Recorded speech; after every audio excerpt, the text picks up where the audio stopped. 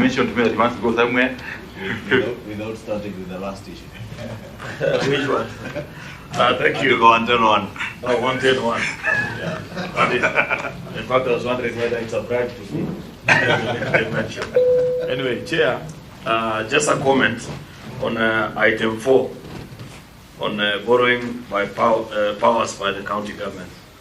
Listen to the very interesting proposal from COG. Makes sense to me. The challenge, of course, has been how to ring fence what they want us to ring fence. It will interest them to know that presently we are actually doing the mediation on this particular bill because the National Assembly and the Senate disagreed on how it's to be handled. I wish they would have been more elaborate on how this proposal to ring fence will work, because in your presentation, Chair, just says this is therefore to ring fence an amount for borrowing by county governments and also ensure the process is approved by the Senate as representatives of the county. Please, if you could take time to expand on that, I'd really appreciate, as this is such a good opportunity while you do those discussions. Just as a comment out of that, Speaker, this issue of debt by counties is something that worries me, though, because I have a report on my chair, on my desk. So let's give Governor Mwadime a seat, please. Karibu, Mheshimiwa. Okay, good. I was saying, Chair, I have a report on my desk on expenditure by county governments, Regulation 25, and the violation which affects, unfortunately, 47 out of 47. All of you that are here, including Sesson to my right, that not a single county is dedicating the threshold of 30% to development. The figure is actually dropping due to the same mistakes that were made by the national government. We are beginning to see it in counties. Growing size of recurrent and shrinking in development vote. The reason I asked that question in line with your borrowing policy is that how national government got us into the mess that we are in today as a country is inability to manage your expenses, and because you have political promises to keep, you go and borrow to appear as if you're doing something and you're not prudently managing your finances. If we open this window, what is the assurance that we get from you, Chair, and your members that there is something that you're doing at governor's level to try and comply with that regulation? And like I mentioned, the report from COB on 21-22 and 22-23, the financial year that we've just closed, shows a decline in almost all the counties, which is a worrying trend, because counties are about to go the same direction national government went. Thank you very much, Chair. Please just answer Honorable Chariot, then you can proceed after that, yeah, with the rest of the questions. Okay. Thank you very much. I will answer briefly, and then I will give my colleague, Vice Chair, to also chip in. I'll start with the issue of how do we intend to ring fence. Borrowing is a normal part of every government financial process. There is no government in the world that doesn't have a debt.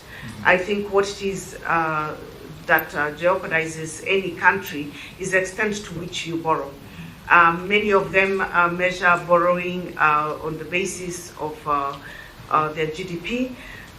This country recently have resulted to cap our limits and not deal with the GDP issues for reasons, I guess, as advised by the National Treasury, who are the ones responsible for monetary and economic policy.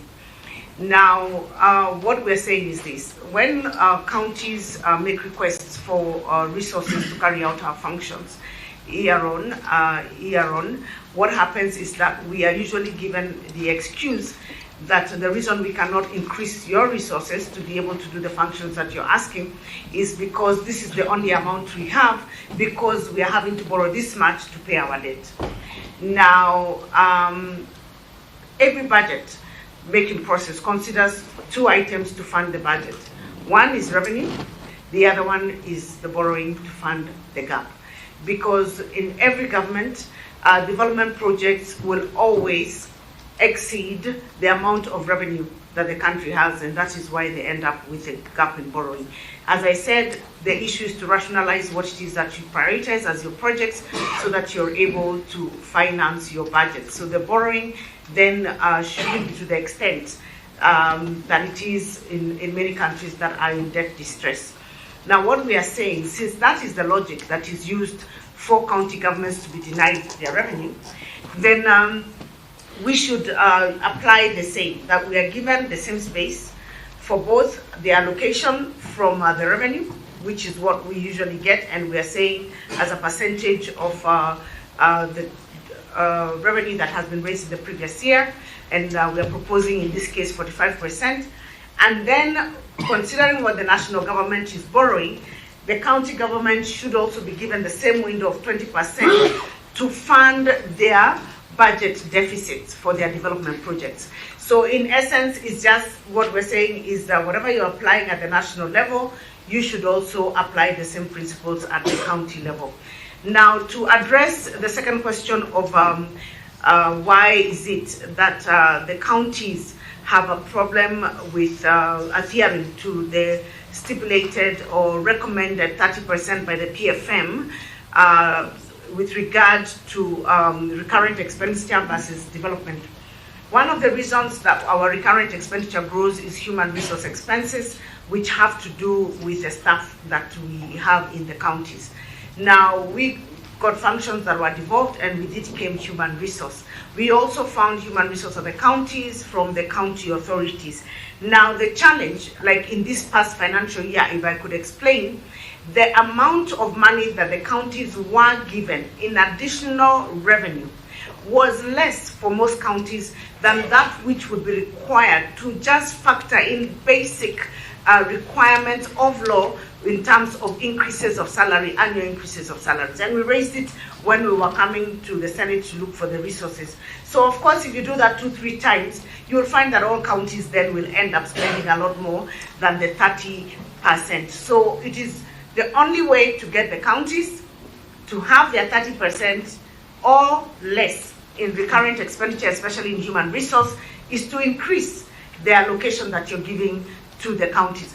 But if you keep the allocation at a lower pace than the increase in recurrent expenditure, both when you factor inflation and they factor increased taxes, like right now we have increased taxes, and then you factor increased salary increment but that are mandatory by law, you will find that over the years, the cost of recurrent expenditure for counties will exceed the 30% threshold.